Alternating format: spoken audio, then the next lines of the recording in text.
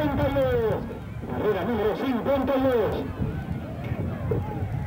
Soy de la partida. Claudio Dumonte, Claudio Luján, Eduardo Julio, Carlos Gil, Eduardo Gómez, Jorge Pollo. 18 años y más. 18 años y más. El plato fuerte de la tarde.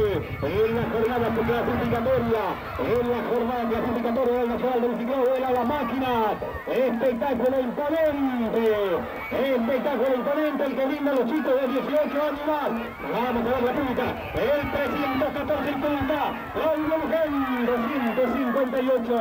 Leonardo Gómez, el segundo puesto. Claudio Luján también en la máquina número 314. Está liderando la competencia hasta el momento. Está aguantando el asedio de la máquina. El segundo puesto.